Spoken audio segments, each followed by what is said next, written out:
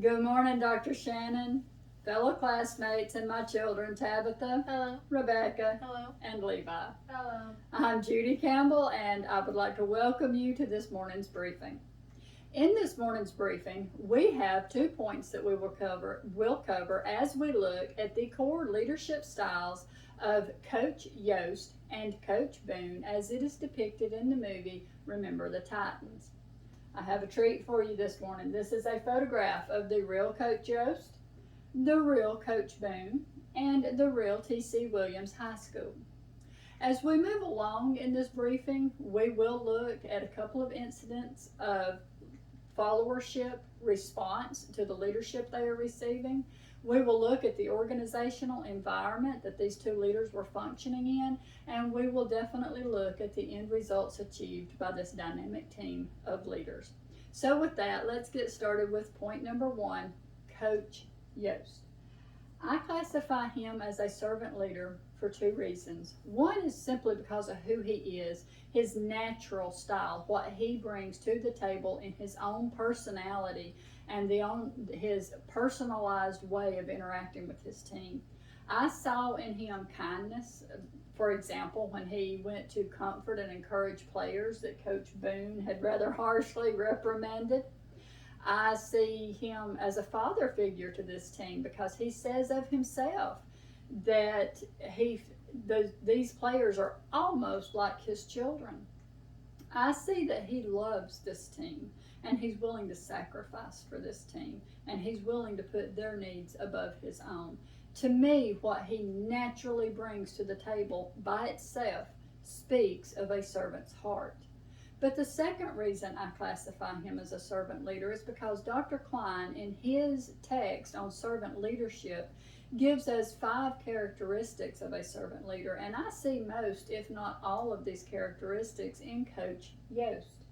I see one that he's definitely able to communicate a strategic vision. He has an entire playbook of strategic vision, and he's more than willing to share it with you. But beyond that, it's not just about the plays, it's about the players and where he wants them to go.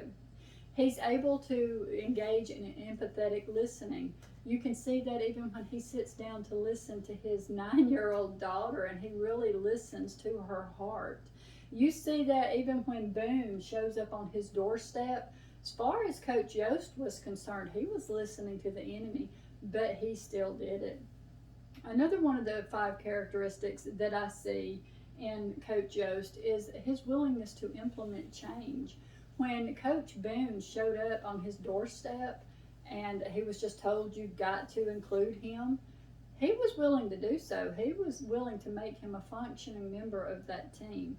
Another characteristic that I see in Coach Yost is his ability to motivate and inspire his team, and I also see that he is mentoring future leaders. And for all of that, I see in Coach Yost a servant leader. Probably the scene in the movie that most clearly speaks to his servant leadership is the scene where he is giving his resignation speech. He's telling them, I have resigned as the head coach. And he is surrounded at that point by alienated followers. An alienated follower is high on critical thinking. Yeah, they're thinking for themselves and they are high on engagement. They are definitely acting. But the problem is that an alienated follower is not acting in the best interest of the organization, and they are typically going against leadership. They are classified as mavericks, and that's not a good type of followership to have. At this point, he had resigned. They were angry. They had lost the coach that they trusted and that they loved, and they were being forced to accept a coach that they despised. Coach Yost understood that if this team made that decision, if they started pulling out of the school system, he said himself, you are wrecking your future. And he did not want that.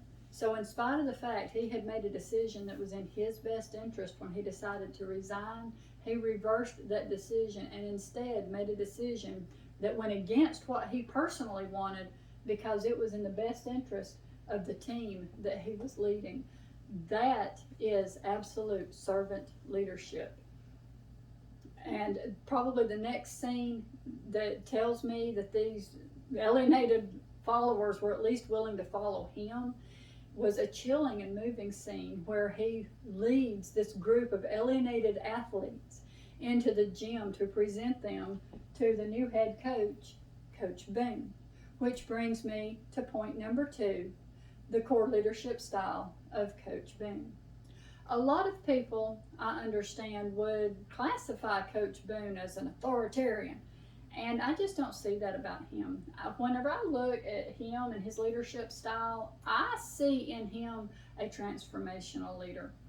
A transformational leader is supposed to have idealized influence, and he, at the beginning of the movie, did not have that. He said of himself, everyone wanted to see him fail, including the very team that he was sent to lead. That's a difficult position to be in. And I believe out of absolute necessity, he had to kind of step over into that authoritarian style in order to bring conformity to what was at that point alienated followers. He simply needed them to do what he told them to do so that he could lead them to a better position and make of them exemplary followers. Some of the things, he was very clear in what he expected of them. He expected them to wear their coat, their tie. He expected them to say yes sir to him. He actually said, I am the law now. Okay, so he did expect conformity, but that was a position he was in out of necessity. When you look at some of the other characteristics that's outlined in Peter Northhouse's text on leadership theory, and you look at the transformational leader, you do see transformational leadership in Coach Boone. One of the primary things that we see is not just that he was very clear in his expectations, but we have to look at the change that he was able to bring about. He was able to bring about major change that touched that community at least 3 different levels.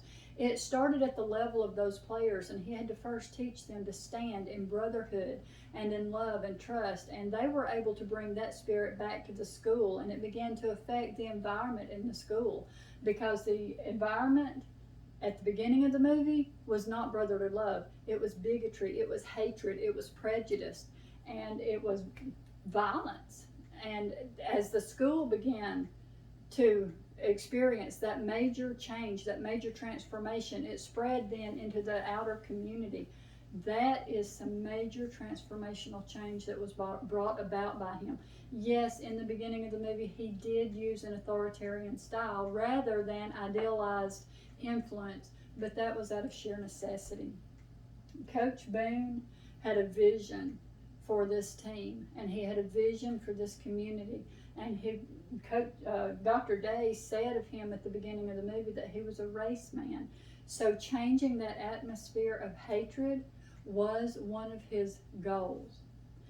As we move towards wrapping up this briefing this morning, I would like to say that I personally, if I could choose one style of leadership from this movie to follow, I would choose both styles, because I believe that having a transformational style and a servant's heart combined into one leader is one of the most powerful positions that we can put ourselves in.